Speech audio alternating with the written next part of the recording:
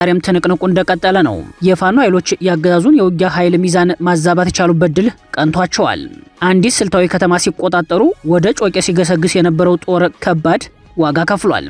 ከወደ ሸዋ ደግሞ ማርሽ ቀያሪ የተባለ ልዩ ኦፕሬሽን በከተሞች መጀመሩን የፋኖ ኃይሎች አሳውቀዋል። ቀዳሚ ግንባር መረጃዎቻችን ናቸው።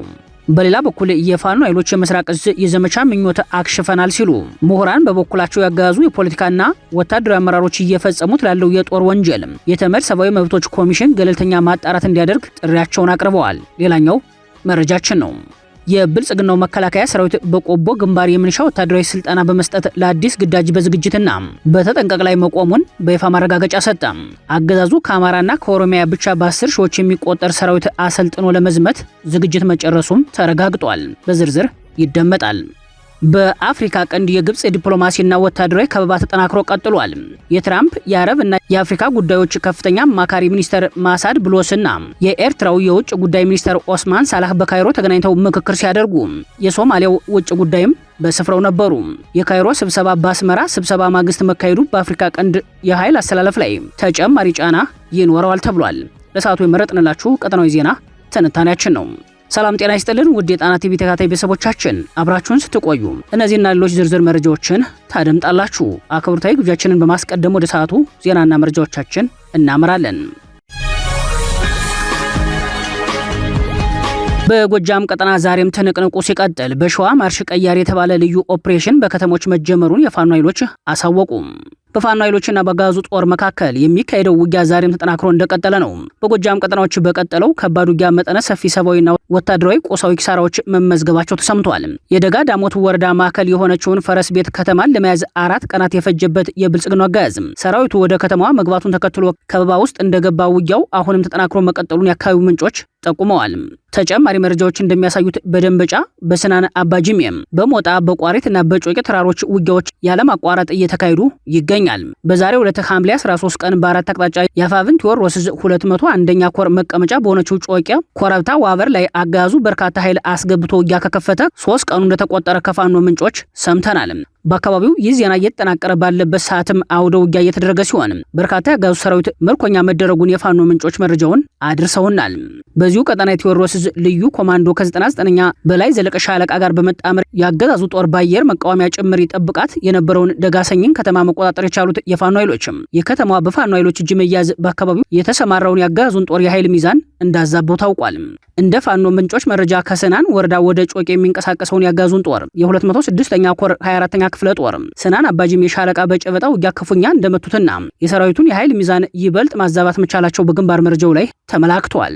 መስመራዊ መኮንኖችን ጭምር ይዞ በርካታ ጦር አሰልፎ ከደንበጫ ወደ ገሊላና ድጓ ጽዮን ወደ አልማ የተንቀሳቀሰው ኃይልና ከስናን ወረዳ ወደ መስታየት የተንቀሳቀሰው ያገዛዙ ኃይል የአካባቢው የውጊያ ኃይል ሚዛን በመዛባቱ ያልገመተው ሰብአዊና ወታደራዊ ቁሳዊ ኪሳራን እያስተናገደ እንደሚገኝ የፋኖ ምንጮች ገልጸዋል።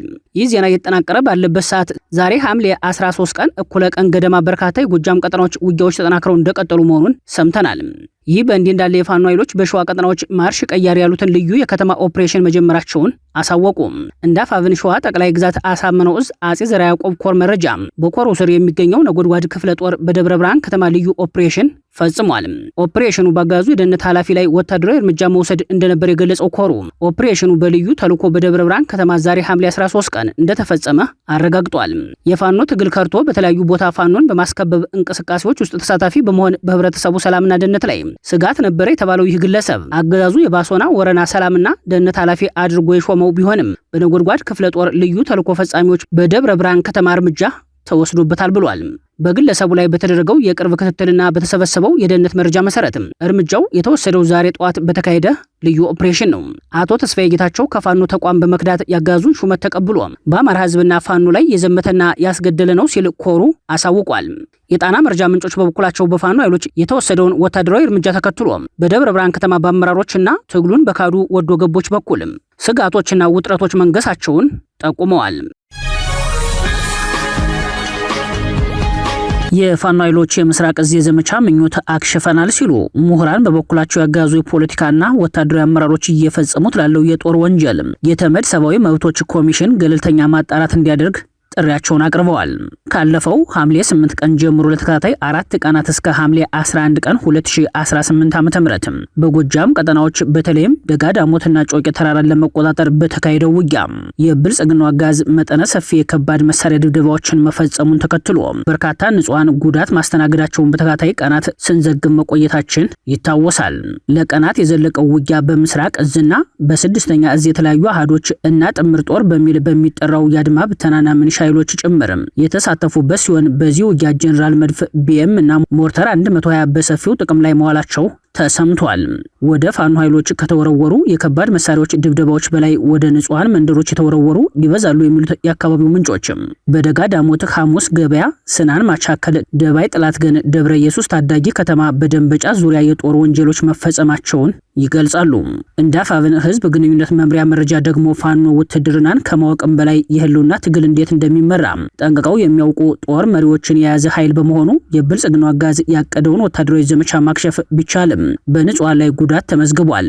እዙ በጉዳዩ ላይ በሰጠው ይፋዊ ማብራሪያ ላይ እንደተመላከተው ከ3 ጀነራሎችና ከ7 በላይ ኮሎኔሎችና በርካታ መካናይዝድና እግረኛ ጦሩን ይዞ ዘመቻ የከፈተው ያጋዙ ጦር ዘመቻው ተቀልብሶበታል ነው ያለው። ከአማኑኤል የነጭ፣ ከስናን የጠድ፣ ከደጋ ዳሞት ፈረስ ቤትም፣ ከቢቡኝ ድጓ ጽዮን፣ ከደጀን የትኑራ፣ ከሞጣ ከተማ በመሆን በርካታ መድፍ በማሰለፍ በከፈተው ማጥቃት ንጹሃንን ኢላማ አድርጎ በህዝብ ላይ እልቂት እንደፈጸመ የሚያስረዳው የንቅናቄው ማብራሪያ በርካታ ንጹሃን ባጋዙ የከባድ መሳሪያ ድብደባ ማለቃቸውን ቁጥሩ በውል ያልታወቀ ነገር ግን በርካታ መንደሮች በመድፍ ቢኤም እና ሞርተር ጥቃት መቃጠላቸውን ገልጿል። ይህ በአቶ አረጋ ከበደ የፖለቲካ አመራር ሰጭነት በነ ሌተናል ጀነራል መሐመድ ተሰማ ዘመቻ መሪነት የተከፈተ ማጥቃትም ዓላማው ማህበረሰቡን ለአንዴና ለመጨረሻ ጊዜ መስበር እንደሆነ ከስፍራው የሚወጡ የጦር ወንጀል መረጃዎች ያመላክታሉ። በተለይም ቅዳሜ ሐምሌ 11 ቀን 2018 ዓ.ም በደባይ ጥላት ገን ወረዳ ደብረ ኢየሱስ ታዳጊ ከተማ በተፈጸመ የመድፍ ድብደባ የአንድ ቤተሰብ አባላት ሙሉ ሲያልቁ፣ በተመሳሳይ ሐሙስ ገበያ ታዳጊ ከተማ ላይም የአንድ ቤተሰብ አባላት በመድፍ ጥቃት ማለቃቸው ከቅርብ የቤተሰብ ምንጮች የወጣው መረጃ ያመላክታል። ይህን ዘመቻ ባለፈው ሐምሌ 7 ቀን ቋሪት ወረዳ ድረስ በመጓዝ በቀጣዮቹ ቀናት ደጋዳሞት ከጽንፈኛው እጅ ነጻ ይወጣል በሚል ያስጀመሩት አረጋ ከበደ መሆናቸውን መዘገባችን ይታወሳል። ከሐምሌ 8 ጀምሮ በተከታታይ ቀናት በቀጠለው ዘመቻ ንጹሃን ዋና የጥቃት ኢላማ ሆነው እንደቀጠሉ መሆኑን ሰምተናል። ይህን ተከትሎ አገዛዙ በአማራ ህዝብ ላይ እየፈጸመ ያለውን የጦር ወንጀል ትኩረት እንዲሰጠው ተጠይቋል። ዓለም አቀፍ የጦር ህጎችን ባለማክበር በሰብአዊነት ላይ የሸፈተው የብልጽግናው አጋዝ ከሰሞኑ በጎጃም ቀጠናዎች በንጹሃን ላይ የፈጸማቸው የመድፍ ቢኤም እና የሞርተር ድብደባዎች በተባበሩት መንግስታት የሰብአዊ መብቶች ኮሚሽን በጦር ወንጀል ሊያስጠይቀው እንደሚገባ ተመላክቷል።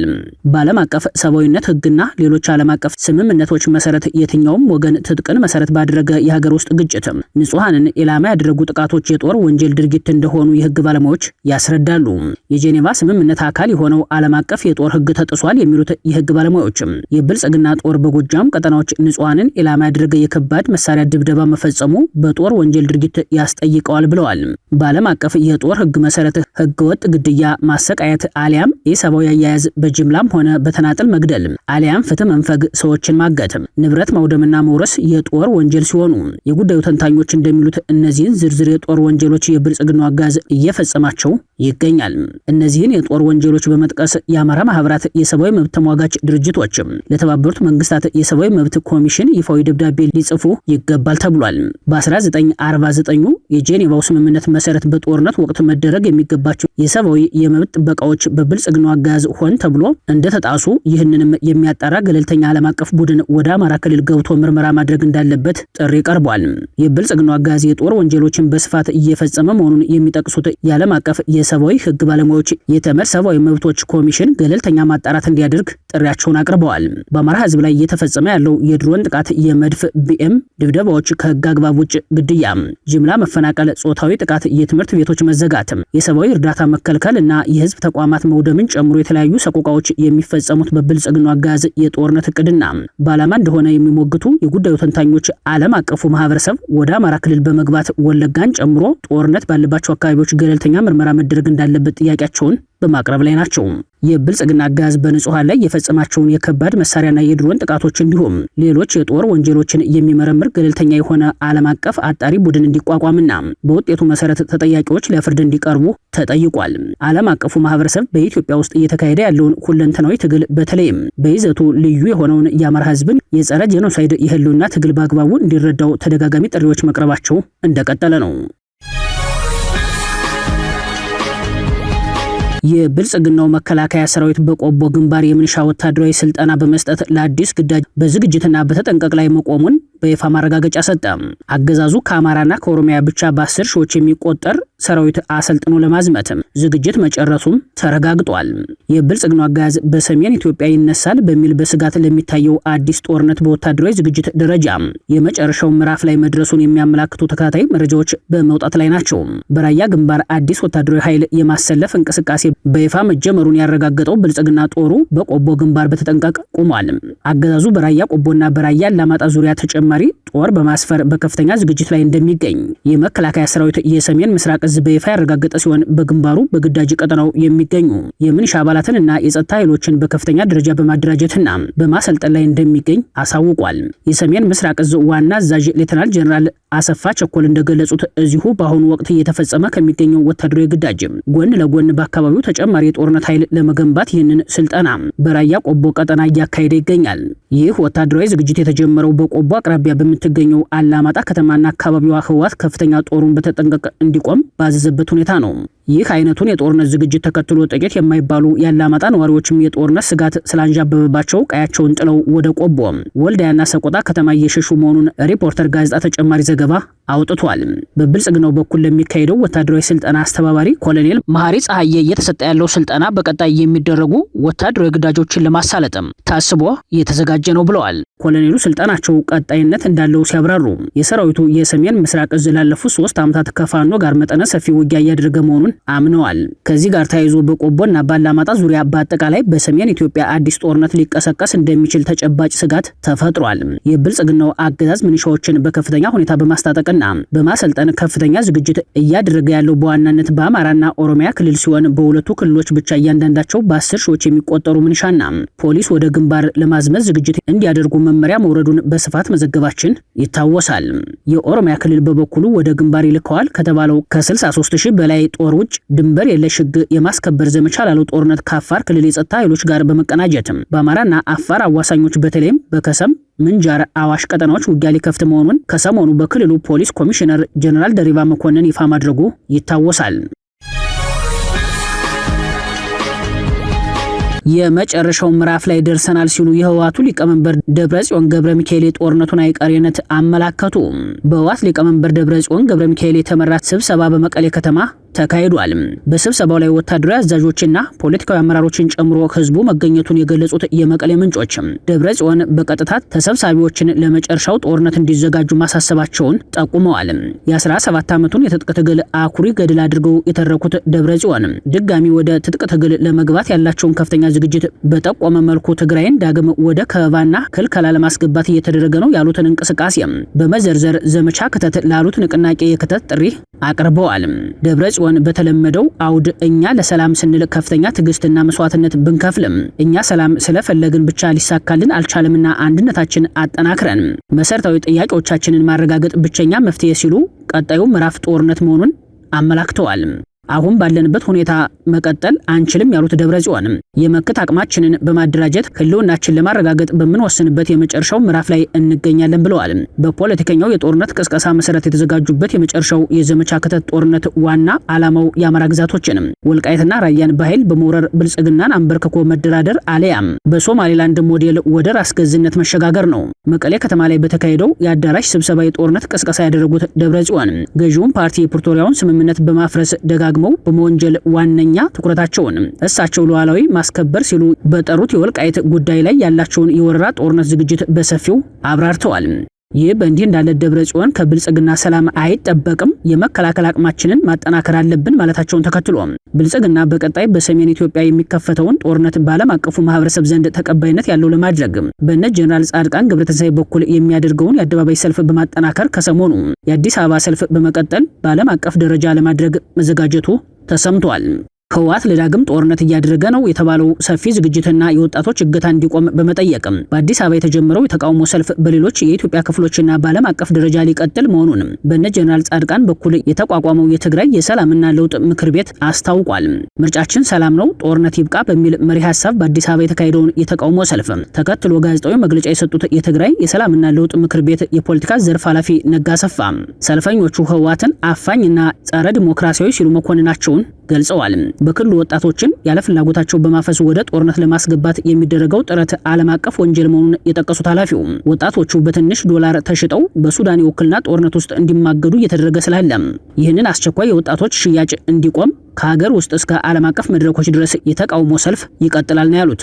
እነዚህ ሰልፎች በብልጽግናው አጋዝ የገንዘብ የፖለቲካና ዲፕሎማሲ የጸጥታና ደህንነት የፕሮፓጋንዳ ድጋፍ የሚደረግላቸው ሲሆን ሰልፎቹ ዓለም አቀፍ ቅርጽ እንዲይዙ የተፈለገው በቀጣይ ለሚቀሰቀሰው ጦርነት አሳማኝ ምክንያት ለማቅረብ ከወዲሁ የሚደረግ የፖለቲካና ዲፕሎማሲ ስራ አካል እንደሆኑ የፖለቲካ ታዛቢዎች ይናገራሉ። የትራምፕ የአረብ እና የአፍሪካ ጉዳዮች ከፍተኛ አማካሪ ሚኒስተር ማሳድ ቡሎስና የኤርትራው የውጭ ጉዳይ ሚኒስተር ኦስማን ሳላህ በግብጽ ካይሮ ተገናኝተው ምክክር አደረጉ። የካይሮው ስብሰባ በአስመራው ስብሰባ ማግስት መካሄዱ በአፍሪካ ቀንድ የኃይል አስተላለፍ ላይ ተጨማሪ ጫና ይኖረዋል ተብሏል። ከሰሞኑ አሜሪካን ጨምሮ ተከታታይነት ያላቸው በኤርትራ፣ በሱዳን፣ በሶማሊያና በግብጽ መካከል ጥብቅ ግንኙነቶችና ስብሰባዎች መካሄዳቸውን ተከትሎ በአፍሪካ ቀንድ አዲስ ውጥረት ተፈጥሯል። የሱዳኑ ሉዓላዊ ምክር ቤት ፕሬዝዳንት ጀነራል አብዱል ፈታህ አልቡርሃን አስመራ ላይ ከፕሬዝዳንት ኢሳያስ አፈወርቂ ጋር መክረው ካርቱም በተመለሱ በአንድ ቀን ልዩነት የኤርትራው ውጭ ጉዳይ ሚኒስተር ኦስማን ሳላህ ካይሮ ገብተዋል።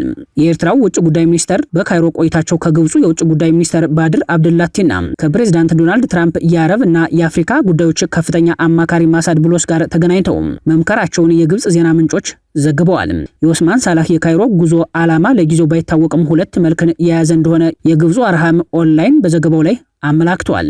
አንደኛው ለአዲሱ ኃይል አሰላለፍ ልዩ ፖለቲካዊ ይዘት ያለው ሲሆን ሁለተኛው ደግሞ ኢኮኖሚያዊ ግንኙነትን የሚመለከት ነው። ኤርትራና ግብጽ ውጭ ጉዳይ ሚኒስትሮች የካይሮ ምክክር በሁለቱ ሀገራት የጋራ ጥቅሞች ላይ ያተኮረ ነው የተባለ ሲሆን በፖለቲካዊ አቅጣጫ ሁለት ጉዳዮች ላይ ትኩረት ተሰጥቶ ንግግር እንደተደረገባቸው የዘገባው ምንጭ የሆነው አህራም ኦንላይን በዘገባው አያይዞ ጠቅሷል። አንደኛው ቀይ ባህርን የሚመለከት ሲሆን ሁለተኛው ደግሞ ከኤርትራ ሉዓላዊነት ጋር የተያያዘ ነው ተብሏል። በቀጥታ ከኤርትራ ሉዓላዊነት ጉዳይ ጋር በተያያዘ ተካሂዷል በተባለው የሁለቱ አገራት ምክክር ላይም የግብጽ የውጭ ጉዳይ ሚኒስተር አገራቸው ኤርትራ ሉዓላዊነቷን፣ ብሔራዊ ትስስሯንና የግዛት አንድነቷን ለመጠበቅ ለምታደርገው እንቅስቃሴ ሙሉ ድጋፍ እንደምትሰጥ አረጋግጠዋል ሲል አህራም ኦንላይን ዘግቧል። ግብጽና ኤርትራ የአሁኑን ጨምሮ በተደጋጋሚ ምክክሮቻቸው ላይ የቀይ ባህር ደህንነትና አስተዳደር በዓለም አቀፍ ሕግ መሰረት የባህሩ ዳርቻ ሀገራት ብቸኛና ሕጋዊ ኃላፊነት በሚል የጋራ አቋም ይዘዋል። ይህም የሆነው የብልጽግናውን አገዛዝ ጦረኛ ፖሊሲ ተከትሎ የዲፕሎማሲ ውድቀት በማጋጠሙ እንደሆነ የቀጠናው የፖለቲካ ታዛቢዎች ይሞግታሉ። ብልጽግና ኢትዮጵያ የቀይ ባህር መውጫን ማግኘት አለባት ቢልም እየሄደበት ያለው የጦረኝነት ባህሪና ዲፕሎማሲያዊ ውድቀት ለኢትዮጵያ ተጨማሪ ጠላት የሚያፈራ ሆኖ ታይቷል።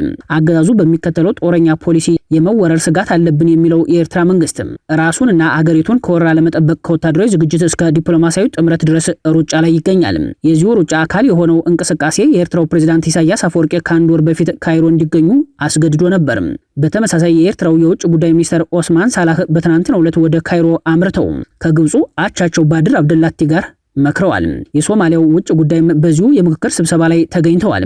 ከዚሁ ምክክር ጎን ለጎን የአሜሪካ የአረብ እና አፍሪካ ጉዳዮች ልዩ አማካሪ ማሳድ ቡሎስ ጋር ተገናኝተዋል። የአሁኑ የካይሮ ጥብቅ ምክክር የቀደሙትን ምክክሮች ወደ መሬት ለማውረድ ታሳቢ ያደረገ ከመሆኑ ባሻገር የሶማሊያው ውጭ ጉዳይ እና የአሜሪካውን ከፍተኛ የትራምፕ አማካሪ ያካተተ መሆኑ የአስመራው መንግስት የዲፕሎማሲ ሩጫ በብልጽግና የዲፕሎማሲ ውድቀት ላይ ፍሬ እያፈራ ለመሆኑ ተጨማሪ ማሳያ ተደርጎ ሊቀርብ ይችላል ተብሏል። ክቡራትና ክቡራን ቤተሰቦቻችን ለሰዓቱ የሰናዱት መረጃዎቻችን የተከታተላችኋቸውን ይመስሉ ነበር። አብራችሁን ስለቆያችሁ ልባዊ ምስጋናችን ይድረሳችሁ እያልን የጣና ቲቪ ወቅታዊ ዜናዎች፣ ትንታኔዎችና ልዩ ልዩ ፕሮግራሞች እንዲደርሷችሁ ቻናላችን ሰብስክራይብ በማድረግ ቤተሰብ ይሁኑ። በተሳትፎ የትግል ሚዲያውን እንዲያጠናክሩ ጥሪያችንን እናቀርባለን።